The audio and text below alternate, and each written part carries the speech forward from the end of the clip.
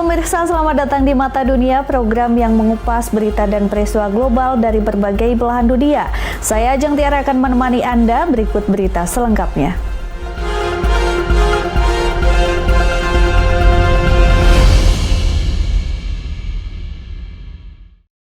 Informasi yang pertama, pemirsa, sebuah perusahaan swasta Nigeria belum lama ini memperkenalkan armada taksi online atau daring dengan sekitar 200 kendaraan listrik. Menurut perusahaan itu, armada taksi mobil listrik ini merupakan langkah menuju masa depan yang lebih ramah lingkungan. Chidi Eka mengawasi operasi di cabang Abuja dari Enviable Transport, sebuah perusahaan yang mengoperasikan kendaraan listrik atau EV. Perusahaannya telah meluncurkan mobil listrik untuk digunakan di Abuja dan kota-kota lainnya. Menurut Chidi, inisiatif perintis ini bertujuan meningkatkan transportasi perkotaan sekaligus mengatasi masalah iklim.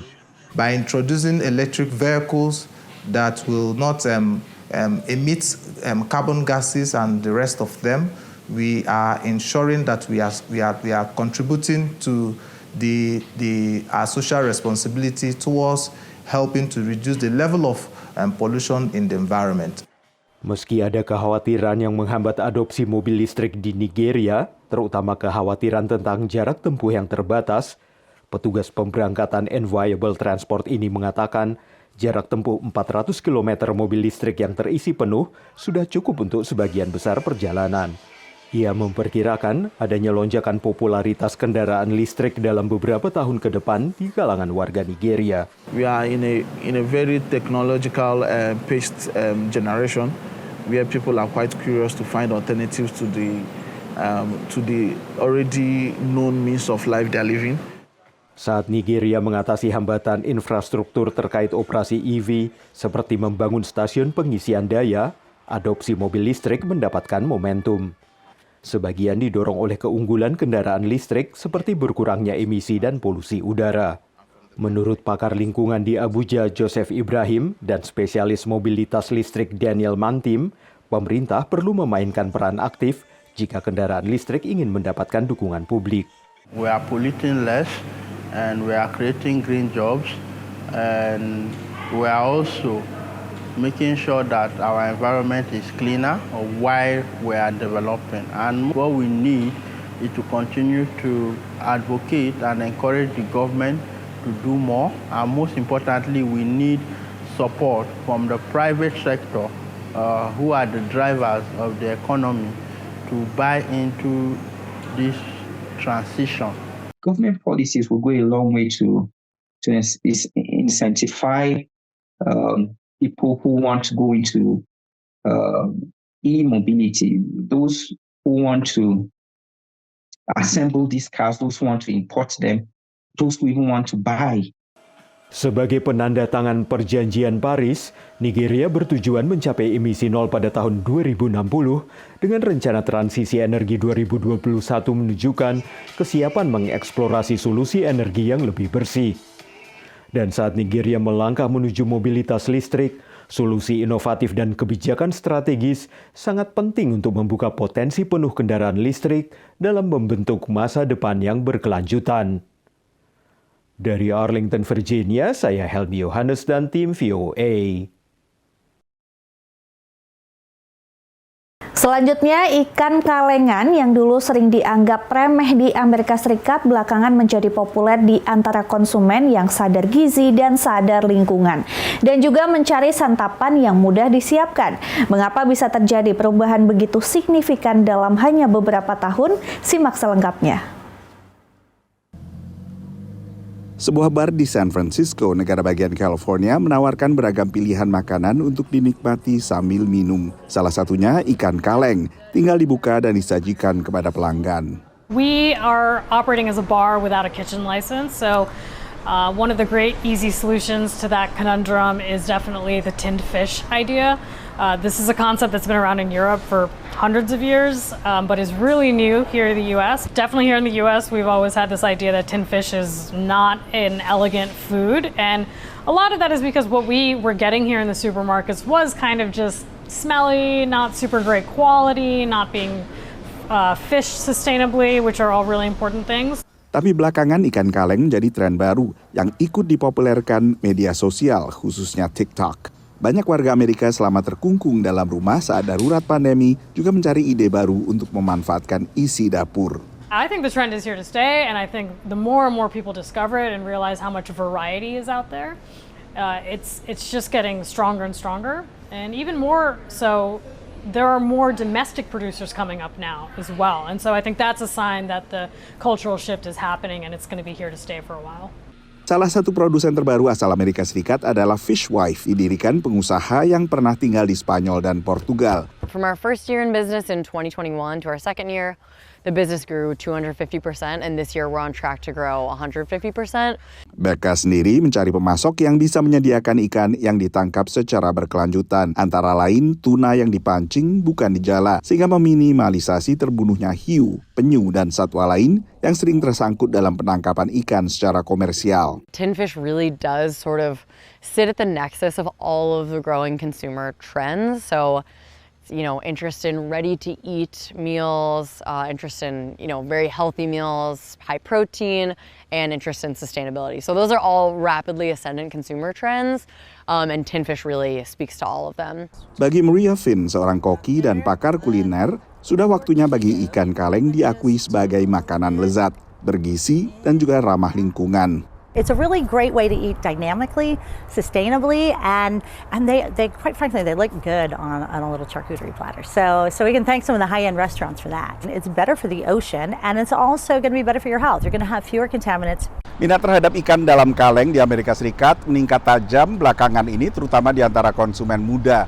Penjualan totalnya menurut konsultan Circana meningkat dari $2,3 miliar pada 2018 ke $2,7 miliar lebih pada 2023. Dari Washington DC, saya Nova Purwadi dan tim VOA. Pemirsa, informasi berita lainnya akan kami sajikan usai jeda, tetap saksikan Mata Dunia.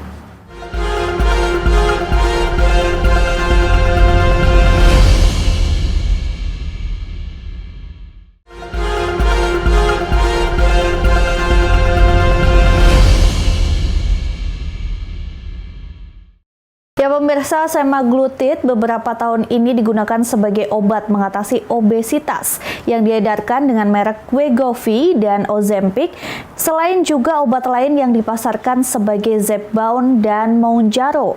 Obat yang tadinya obat diabetes ini kini ternyata melonjak penggunaannya di antara remaja dan warga muda Amerika Serikat. Banyak yang belum pasti dari penggunaan beragam obat resep dokter untuk mengatasi obesitas. The clinical trials studied these medications in people who have obesity or overweight with at least one weight-related complication, but we're seeing the Wild West right now of people taking these medications, people in whom they have not been studied. Lebih dari 3 juta resep dokter untuk obat-obat terbaru ini dikeluarkan setiap bulannya di Amerika. Menurut data terkini dari perusahaan teknologi kesehatan IQVIA, satu perkembangan di luar ekspektasi adalah lonjakan penggunaan obat-obat ini di antara warga muda dan remaja. Little has been known about the use of GLP-1 receptor agonist medications like Wegovy or Ozempic in younger patients. And what we found was that there was a 594% increase in the GLP-1RA medication dispensing between 2020 and 2023 among adolescents and young adults in the U.S. Menurut pantauan IQVIA, selama 2023, obat seperti ini digunakan oleh 162.000 lebih pasien usia 18 hingga 25 tahun dan hampir 31.000 pasien usia 12 hingga 17 tahun. When it all started, I was 17 years old and my primary care doctor had recommended that I go to Dr. Jack for weight management because I was struggling with my weight for a while. Berat badan remaja asal Chattanooga, negara bagian Tennessee ini berkurang hampir 50 kg dalam 9 bulan. I feel like if I hadn't started Wegovy, it would have the weight issue would have continued and increased because I was pre-diabetic before I started it and it was an actual physical health risk for me. And now I'm not, and my health has overall improved dramatically. Menurut data Pusat Pengendalian Penyakit AS CDC, sekitar 20% anak dan remaja AS mengalami obesitas, sehingga perkembangan ini menjanjikan, meski juga perlu penelitian lebih lanjut. The trials that led to the approval of the medication, particularly in the adolescents, there were the kids were followed for a year, but I think we still have to understand what the real world use and impact is on long-term weight trajectories. Pada awal 2023, sebuah organisasi dokter anak Amerika, yaitu American Academy for Pediatrics, merekomendasikan penggunaan obat-obatan anti-obesitas terbaru untuk mengatasi obesitas pada anak bila sang pasien anak tidak bisa menurunkan berat badan dengan cara-cara konvensional. Ini dilakukan tak lama setelah akhir 2022 regulator memberi lampu hijau bagi penggunaan semaglutide untuk pasien anak di atas usia 12 tahun. Dari Washington DC, saya Nova Purwadi dan tim VOA. Ya, dua usaha rintisan Amerika Serikat membangun pabrik komponen baterai kendaraan listrik di sebuah kota kecil di negara bagian Washington. Kedua perusahaan ini mendapat insentif dari pemerintah Amerika Serikat untuk mengamankan rantai pasok baterai mobil listrik di dalam negeri dan ikut berperan dalam ekonomi energi bersih. Dengan populasi sekitar 25.000 jiwa, kota pedesaan Moses Lake di negara bagian Washington menjadi bagian dari ekonomi energi bersih Amerika sebagai salah satu lokasi pembuatan baterai kendaraan listrik atau EV. Salah satu perusahaan yang memproduksi komponen utama baterai adalah Group 14 Technologies. What you see behind me here is our first two commercial scale production modules for our silicon battery technology here at Moses Lake. That's going to go into everything from electric vehicles to IoT devices to smartphones and wearables, a lot of battery-based applications. Pendatang baru di Moses Lake membantu mengubah ekonomi lokal dari pertanian dan manufaktur tradisional menjadi teknologi. Menurut warga asli Moses Lake yang adalah seorang manajer di pabrik Sila Nanotechnologies. We worked in the fields that actually this building is sitting on today. It's been, fast-paced, but moving forward, super exciting about the opportunities that we bring here for Sila, for the community, and for the overall EV market. Dua perusahaan rintisan Amerika yang masing-masing mendapat dana hibah pemerintah federal sebesar $100 juta berlomba mengamankan rantai pasok baterai mobil listrik di dalam negeri. Catching up to the world leaders in Asia is quite challenging. And so the way to do that is actually not to build the same thing that they're building in Asia. It's to build the next generation of battery technologies. Baik Sila maupun Group 14 mengganti grafit pada baterai lithium-ion dengan komponen berbasis silikon karena sejumlah alasan. The primary mineral for what's going in Moses Lake is sand. It's silica. It is the most widely distributed mineral in the crust of the earth. Graphite is lower performance, and as a nation we're trade exposed because most of the graphite comes from overseas. Menurut Group 14, teknologi perusahaannya bertujuan mengurangi salah satu hambatan utama dalam adopsi mobil listrik, yakni kekhawatiran soal pengisian daya. When we think about charge times, right now we're hearing 10 to 80% in 10 minutes. Well, what if that changes and it comes down to 5 minutes? What if it starts to get closer to what it really is for, the way we think about refueling a car? Pemerintahan Biden mendorong mobil listrik sebagai bagian dari agenda perubahan iklim, sementara sebagian besar calon presiden dari Partai Republik menolaknya. They want to go all electric and put you all out of business. Menurut Nanotechnologies, Amerika Serikat memperkenalkan kendaraan listrik kepada dunia, jadi seharusnya tidak menghindar dari peluang berinovasi. The world is going to go towards all electric vehicles, whether the Democrats are in the White House or the Republicans are in the White House. Energi bersih mungkin menjadi topik yang kontroversial selama musim pemilihan presiden Amerika. Tapi kota Moses Lake berharap bisa mendapatkan keuntungan dari industri mutakhir yang akan masuk ke kota ini dengan ratusan lapangan kerja baru. Dari Arlington, Virginia, saya Helmi Yohanes dan tim VOA. Pemirsa, informasi berita lainnya akan kami sajikan usai jeda, tetap saksikan Mata Dunia.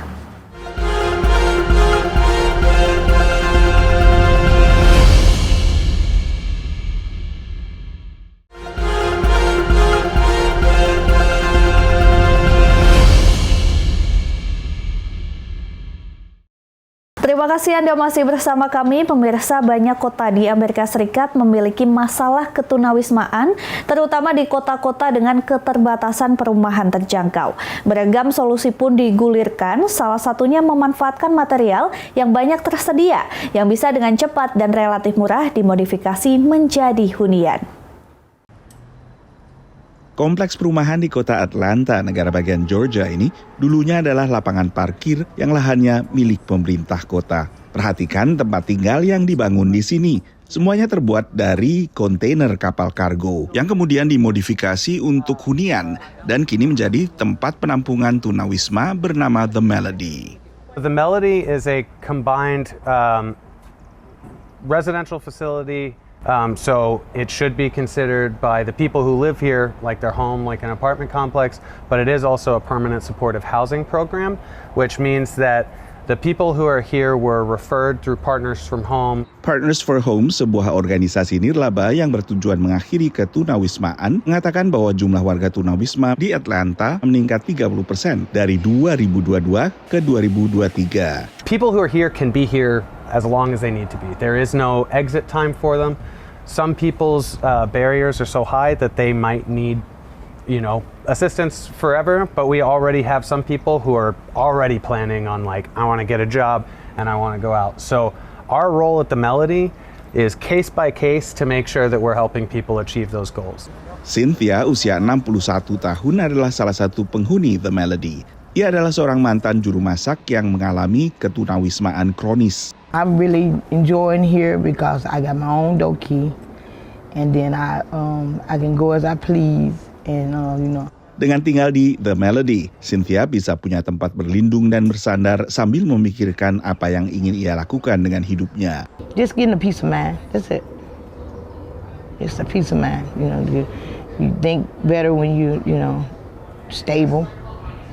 Guna memfasilitasi pencarian pekerjaan, perumahan tunawisma dari kontainer kapal ini terletak dekat sebuah stasiun kereta bawah tanah. Our job is to investigate and connect them to those resources. And if it's anything, if it's anything that we can't provide here, then we work with a network of nonprofits like Mercy Care, In-Town Community Ministries, food banks, churches, to make sure that people have access to food, mental health providers, medical providers, prescriptions. Kontainer ini diperoleh dari Badan Penanggulangan Bencana Negara Bagian Georgia yang tadinya menggunakan kontainer ini untuk fasilitas medis saat darurat COVID. Karena relatif cepat, murah, dan mudah untuk mengubah kontainer menjadi perumahan, maka program sejenis juga digulirkan di kota-kota lainnya, termasuk Los Angeles, negara bagian California, Phoenix, Arizona, dan juga Newark, New Jersey. Dari Washington DC, saya Nova Purwadi dan tim VOA. Seperti di film-film, tinggal di apartemen kecil dengan pemandangan gedung pencakar langit kota Manhattan mungkin jadi mimpi banyak orang. Namun kenyataannya langkanya ketersediaan tempat tinggal membuat sewa apartemen studio kecil di Manhattan bisa mencapai 50 juta rupiah sebulan. Belakangan, warga New York mulai protes karena selain harga sewa yang mahal, mereka masih harus bayar uang agen yang bisa 2 kali lipat harga sewa. Warga New York protes harga biaya perantara sewa rumah. Di tengah harga sewa tempat tinggal yang tergolong tinggi, warga New York masih dibebankan dengan biaya perantara yang bisa melebihi harga sewanya.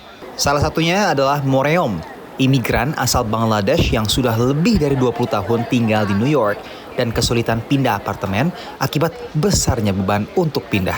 My landlord is telling me I have to go through with the broker they hired, and I have to provide them all the information they're asking for, and then I have to pay the rent, I have to pay the broker fee, but it will cost me more than $10,000. Can you believe it? Sebagian mengeluhkan harga sewa tinggi yang tidak diikuti kenaikan upah minimum untuk pekerja kerah biru. 20 years ago, you used to look for an apartment and you can find it easily, right? And the last, we will say 5 years, 10 years, it's been crazy because the rent is too high, and now plus you have to pay, for somebody. In this case, is the real estate that you have to pay one full rent, and I think for our communities, for our hardworking communities, it's not fair because the salary is still the same. Crazy. Kawasan Manhattan di kota New York menempati peringkat 1 kota termahal se-Amerika Serikat menurut data Cost of Living Index 2023 yang mencakup biaya tempat tinggal, keperluan harian, transportasi, hingga biaya kesehatan. Untuk bisa lebih berhemat, saya memutuskan untuk mencari tempat tinggal di sebuah apartemen studio di kawasan Queens di pinggiran kota New York. Inilah studio saya. Sebuah apartemen studio berukuran 6 x 3 meter di sebuah gedung tua yang dibangun sejak 1934. Harga sewa per bulannya mencapai sekitar 25 juta rupiah. Nah, untuk pindah ke sini saya masih harus bayar uang deposit sebesar uang 1 bulan sewa dan harus bayar juga uang agen perantara sebesar 30 juta rupiah. Anggota Dewan Kota tengah berupaya untuk ajukan wacana mengubah aturan pembebanan biaya agen ke pihak yang gunakan jasa agen. Dalam hal ini adalah para pemilik properti. Wacana ini ditolak para agen real estate yang sebut justru akan jadi bumerang bagi industri ini. And the fact that brokers don't make a very big living. Brokers on average last year made $52,000 a year. This is a bill that's going to affect brokers making very little money frequently. It's going to make tenants pay higher rents and it's going to achieve help for absolutely nobody. Dengan padatnya populasi, para agen sebut perumahan selalu jadi isu mendesak di kota apel besar. Fluktuasinya bergantung kepada pasar. Depending on how the market is, if the market's stronger and there's less inventory, then usually the tenant will pay this 15% of the year's rent. But if it's a weaker market, it can be lower. And sometimes it's paid by the owner. It's negotiable. Data Sensus 2017 menunjukkan dari sekitar 3,5 juta gedung tempat tinggal, hanya sekitar 1 jutaan gedung yang ditinggali oleh pemiliknya. 2 juta lebih bangunan di kota New York dihuni oleh penyewa. Dari kota New York, Randy Wicaksana, VOA. Pemirsa, demikian Mata Dunia kali ini. Saksikan informasi lainnya di Berita Nasional TV. Saya Ajeng Tiara beserta kru yang bertugas pamit undur diri. Terima kasih dan sampai jumpa.